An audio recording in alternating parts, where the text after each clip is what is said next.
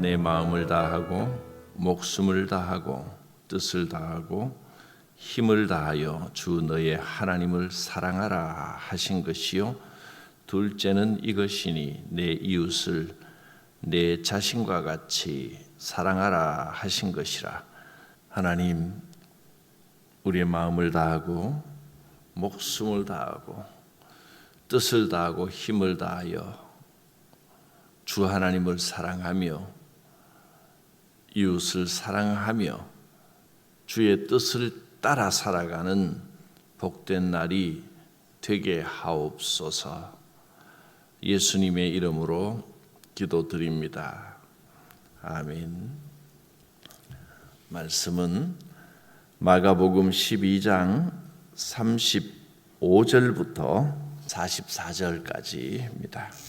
예수께서 성전에서 가르치실새 대답하여 이르시되 어찌하여 서기관들이 그리스도를 다윗의 자손이라 하느냐. 다윗이 성령에 감동되어 친히 말하되 주께서 내 주께 이르시되 내가 내 원수를 내 발 아래에 둘 때까지 내 우편에 앉았으라 하였느니라. 다윗이 그리스도를 주라 하였은즉 어찌 그의 자손이 되겠느냐 하시니 많은 사람들이 즐겁게 듣더라. 예수께서 가르치실 때에 이르시되 긴 옷을 입고 다니는 것과 시장에서 문안 받는 것과 회당의 높은 자리와 잔치의 윗자리를 원하는 서기관들을 삼가라. 그들은 과부의 가산을 삼키며 외식으로 길게 기도하는 자니 그 받는 판결이 더욱 중하리라 하시니라. 예수께서 헌금함을 대하여 앉으사 무리가 어떻게 헌금함에 돈 넣는가를 보실새 여러 부자는 많이 넣는데 한 가난한 과부는 와서 2렙돈 곧 한 고드란트를 넣는지라. 예수께서 제자들을 불러다가 이르시되 내가 진실로 너희에게 이르노니 이 가난한 과부는 헌금함에 넣는 모든 사람보다 많이 넣었도다.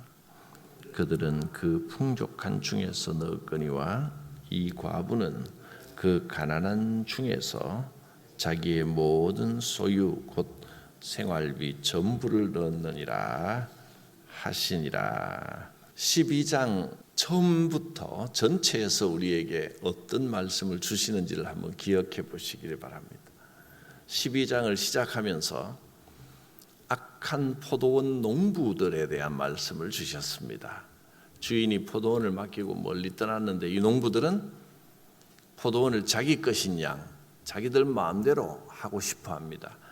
그래서 주인이 소장료를 받으려고 일꾼들을 보내니까 농부들은 그 일꾼들을 괴롭히고 때리고 심지어 죽이기까지 했습니다. 몇 번을 그렇게 해서 주인이 이번에는 내 하나뿐인 아들을 보내겠다. 아들을 보내면 아들은 그들이 존중히 여기겠지 하고 아들을 보냈더니 농부들은 생각하기를 이 상속자를 죽여버리면 이 포도는 우리께 되지 않겠느냐 하고 그 아들까지 죽여버렸습니다. 이 악한 포도원 농부들에 대한 이야기가 나왔고, 그리고 나서 악한 사람들이 차례대로 예수님을 찾아왔습니다. 바리새인과 헤롯 당, 그다음에 사두개인들 찾아왔고, 그리고 서기관이 예수님께 우리가 정말로 지켜야 할 계명이 무엇입니까? 여러 사람들이 찾아와서 진리에 대하여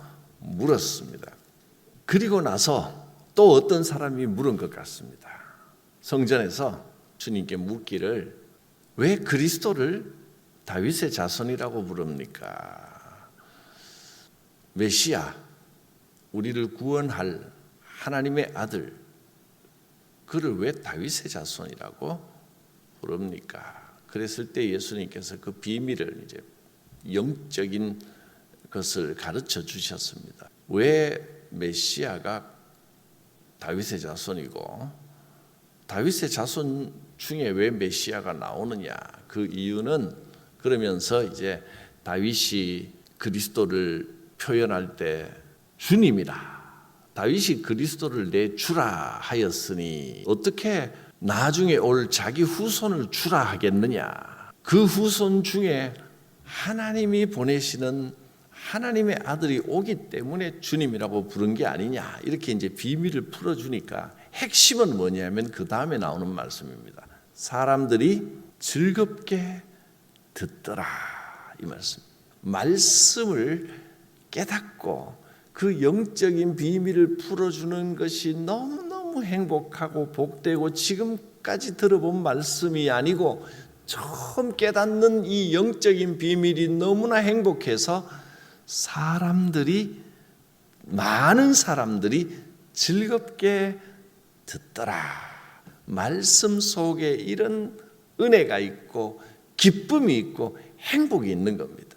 진리를 깨닫는 은혜, 진리를 깨닫는 축복, 그보다 더 큰 기쁨은 없습니다. 근데 사람들이 왜 진리를 깨닫지 못하느냐?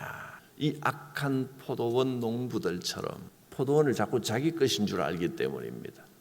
주인은 하나님이십니다. 이걸 깨닫지 못하고 자기들이 인생의 주인이 되려고 고집을 부리니 바리새인과 헤롯 당과 사두개인 같은 사람들이 자꾸 생기는 겁니다. 이들은 진리를 깨닫지를 못합니다. 진리가 무엇인지 궁금해서 예수님께 물었던 서기관, 그리고 어떻게든 예수님을 트집 잡아 죽여버리려고 했던 사두개인, 바리새인, 헤롯 당들, 이런 사람들과 비교하여 주님이 풀어주시는 이 영적인 진리를 즐겁게 듣던 사람들, 주님이 어떤 분이시고 그리스도는 누구냐 가르쳐 주시니까 그 가르침 하나하나가 정말 행복하고 귀하여 복되게 여긴 이 많은 사람들, 이 사람들과의 차이가 무엇이겠습니까? 말씀은 놀라운 은혜가 있습니다. 말씀의 능력은 놀랍습니다. 실제로 종교개혁 시기에, 종교개혁이면 크게 이제 한 세 사람이 종교개혁의 이 불씨를 일으킨 아주 위대한 종교개혁 사상가, 개혁의 스승으로 봅니다. 하나는 독일에서 종교개혁의 불씨를 일으킨 마틴 루터, 또 한 사람은 종교개혁을 일으키고 또 많은 사람들을 가르쳤던 칼뱅, 또 하나는 스위스 쪽에서 큰 반향을 일으켰던 쯔빙글리라고 하는 사람, 이 세 사람을 종교개혁을 일으킨 3대 개혁자로 봅니다. 이 사람들이 처음으로 종교개혁을 일으킨 게 아니고 그 이전에, 그보다 100년 전에 말씀을 알아야 되는구나, 하나님의 말씀의 능력이 있고 사람들이 말씀을 읽으면 하나님의 진리를 깨닫게 되는구나 하는 것을 알고 성경을 번역했던, 사람들이 쉽게 읽을 수 있는 글로 성경을 번역했던, 영어로 번역하고 독일어로 번역하고 했던 사람들이 있었기 때문에 그 100년간 사람들이 성경을 읽으면서 하나님의 말씀을 깨닫고 느끼고, 그러면서 이제 세계 곳곳에서 종교개혁들이 일어난 겁니다. 그 중에 쯔빙글리라고 하는 사람은 어떻게 개혁운동을 일으켰냐 하면 성경을 들고 교회에서 사람들을 그냥 가르친 겁니다. 마태복음부터 시작해서 강해 설교를 하는데 사람들의 심령 속에서 성령의 감동으로 불덩어리 같은 부흥의 역사가 막 일어난 겁니다. 말씀을 제대로 가르치기만 하니까 사람들이 진리를 깨닫고 뜨거운 종교개혁의 역사가 일어난 겁니다. 말씀을 올바로 가르치기만 해도, 또 그 말씀에 대하여 성도들이 배우고자 하는 열망이 열려 있기만 해도 성령의 놀라운 역사가 일어나더라는 겁니다. 그 일대 그 나라뿐이 아니라 그 일대 전체를 여러 나라들을 변화시키고 뒤집어지게 하는 그런 역사가 일어났습니다. 성경에 대하여 겸손하게 열려있는 마음을 가지고 말씀을 즐겁게 들으면 변화와 부흥의 역사가 일어납니다. 그러나 말씀을 제대로 가르치지 않고 배우지 않는 곳에서는 그 어떤 인간의 프로그램도 잠깐일 뿐입니다. 잠깐 부흥하는 것 같아도 금방 사그러들어 버립니다. 말씀을 기뻐해야 됩니다. 그러면서 우리 주님이 어떤 마음으로 어떤 자세로 말씀을 듣고 주님 앞에 나아가야 되는지 가르쳐 주시는 말씀으로 12장을 마무리합니다. 어떻게 해야 되겠습니까? 너희가 긴 옷 입고 다니고 시장에서 문안받고 또 회당의 높은 자리와 잔치 자리의 윗자리에 앉는 것을 좋아하는 자들을 삼가라. 서기관들, 여기 그렇게 하는 서기관들 삼가라. 특별히 서기관을 이야기했습니다. 왜냐하면 서기관들은 성경 박사들입니다. 성경에 대하여 아무리 많이 알아도 긴 옷 입고 다니고 문안 받는 거 좋아하고 윗자리에 앉는 거 좋아하고 높은 자리에서 내가 많이 안다고 목에 힘주고 그런 자들을 삼가라. 그렇게 하지 마라. 그렇게 살아서는 안 된다. 그런 태도를 버려라. 그 말입니다. 아무리 자기가 성경을 많이 알고 외우고 한다고 해도 사람들 앞에 높아지려고 하는 마음을 가지면 성경을 올바로 이해할 수 없다. 말씀을 올바로 받아들일 수가 없다. 그들은 과부의 가산을 삼키고 외식으로 기도하는 자니 그 받는 판결이 더욱 중하리라. 다 소용없는 거라는 거예요.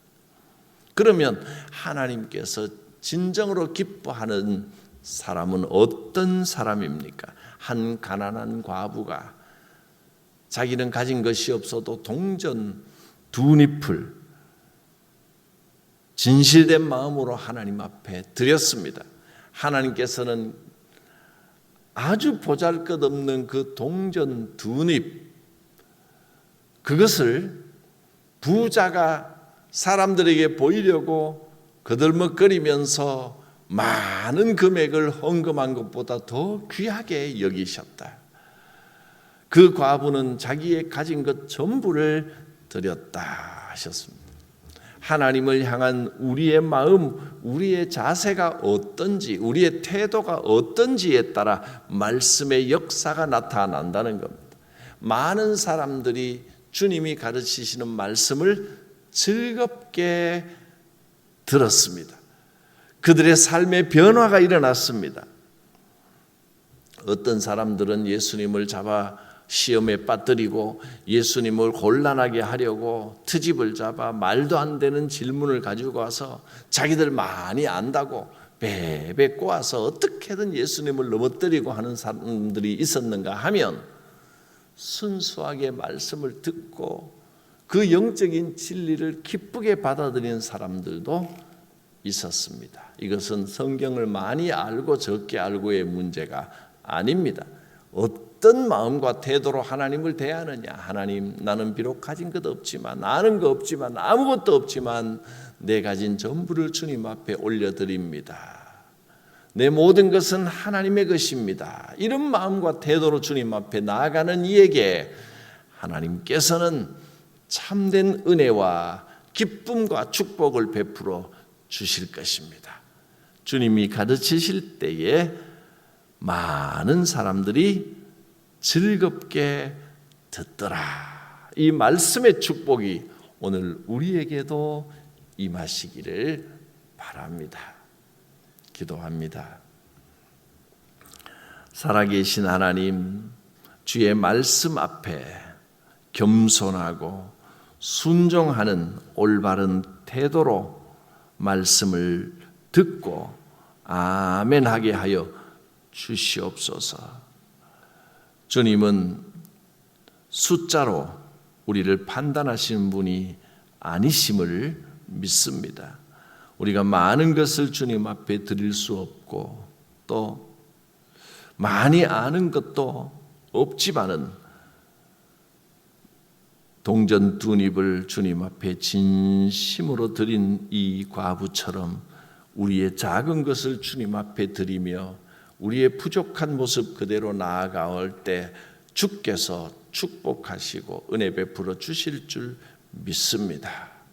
예수님의 이름으로 기도드립니다. 아멘. 주의 말씀 받은 그날 참 기쁘고 복되도다. 이 기쁜 마음 못 이겨서 온 세상에 전하노라. 기쁜 날 주 나의 죄 다시 쓴 날 늘 깨어서 기도하고 늘 기쁘게 살아가리. 기쁜 날 주 나의 죄 다시 쓴 날 이 좋은 날 내 천한 몸 새 사람이 되었으니 이 몸과 마음 다 바쳐서 영광의 주 늘 섬기리. 기쁜 날 주 나의 죄 다시 쓴 날 늘 깨어서 기도하고 늘 기쁘게 살아가리.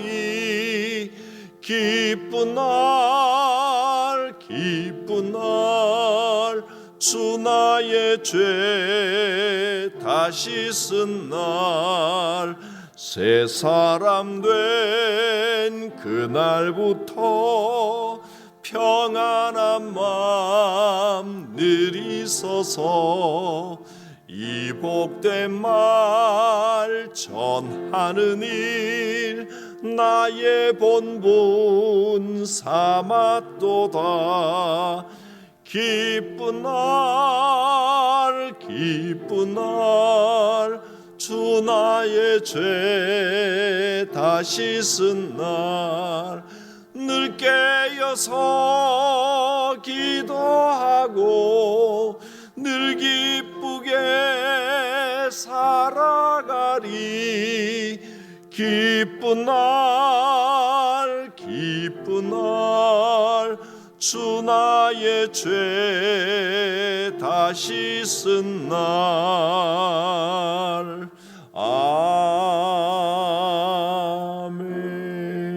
아멘. 하늘에 계신 우리 아버지, 아버지의 이름을 거룩하게 하시며 아버지의 나라가 오게 하시며 아버지의 뜻이 하늘에서와 같이 땅에서도 이루어지게 하소서. 오늘 우리에게 일용할 양식을 주시고 우리가 우리에게 잘못한 사람을 용서하여 준 것 같이 우리 죄를 용서하여 주시고 우리를 시험에 빠지지 않게 하시고 악에서 구하소서. 나라와 권능과 영광이 영원히 아버지의 것입니다. 아멘. 주께서 우리의 영을 열어주시고 겸손하게 주님께 나아가게 하여 주시기를 원합니다. 주여 우리의 작은 헌신을 받아 주시옵소서. 우리의 기도 가운데 역사하시고 은혜와 복을 베풀어 주시옵소서. 주여 부르고 기도합니다. 주여